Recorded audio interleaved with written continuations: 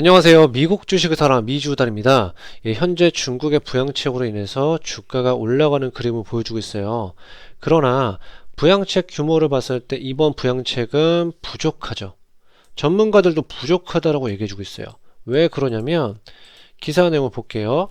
중국은행 12곳이 지난 15일 내놓은 주담대 부실채권 규모는 총 21억 위안이라고 얘기해주고 있어요.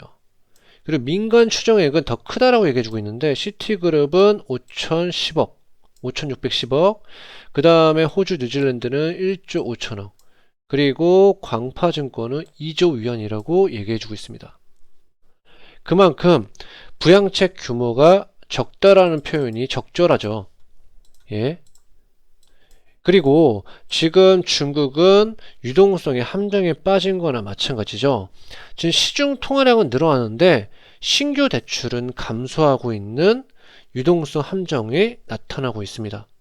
왜 그러냐면 저번에도 설명했지만 중국의 소비와 GDP의 모든 것을 담당하는 게 부동산이죠.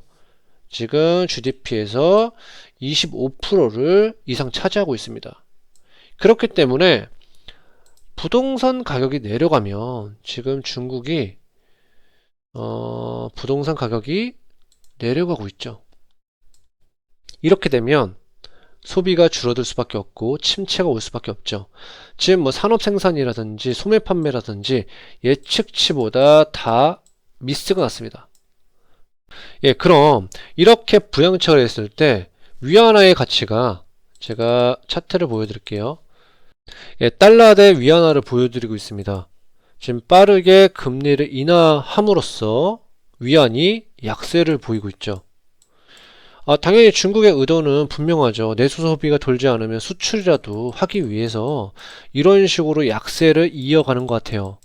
하지만 지금 중국 위안화만 약세가 아니라 다 약세죠.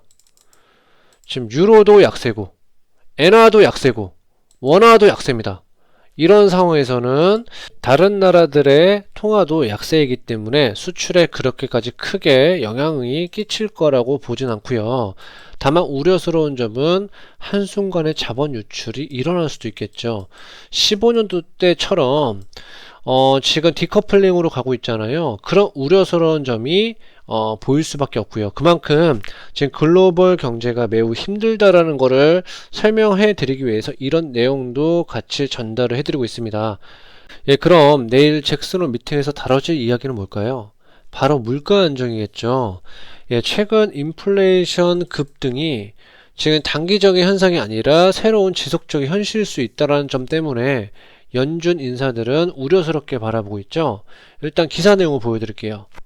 예, 첫 번째로는 지금까지 다국적 기업들은 제품을 생산할 때 가장 저렴한 장소와 인건비를 찾아 비용을 절감하는 데 중점을 두었죠. 그렇게 함으로써 우리가 쓰는 생필품들이 값싸게 이용할 수 있었잖아요. 근데 지금은 생산이 전처럼 올라가고 있지 않죠. 오히려 내려가고 있죠.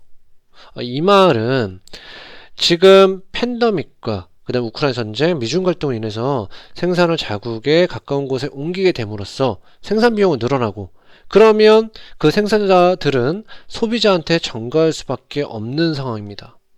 예, 이런 우려를 파월 의장도 비슷하게 얘기해줬죠. 기사 내용을 보여드릴게요.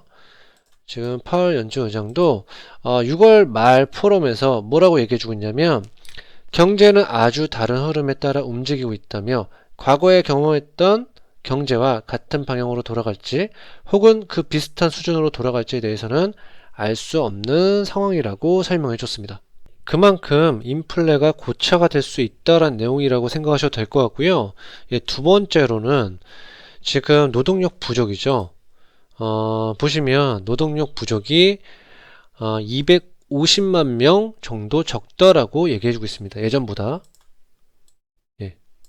지금 그래프로 보면 이게 노동력 원래 수준이었어요. 근데 팬데믹이 오고 나서부터 이 노동력이 정상 레벨까지 올라오고 있지 않고 있죠.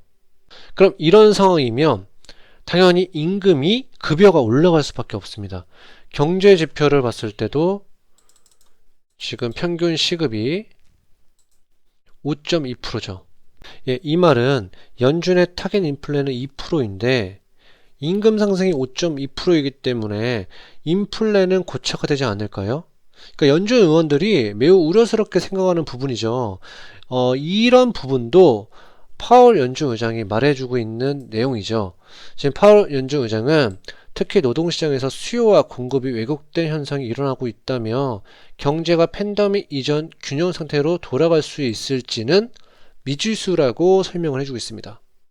예, 그럼 파월 연준 의장이 요번에 잭슨 홀 미팅에서 매파적으로 말해줄 수밖에 없다라고 생각들고요. 물가 안정 없이는 어떠한 통화 정책도 먹히지 않겠죠. 그만큼 체력이 약할 수밖에 없습니다.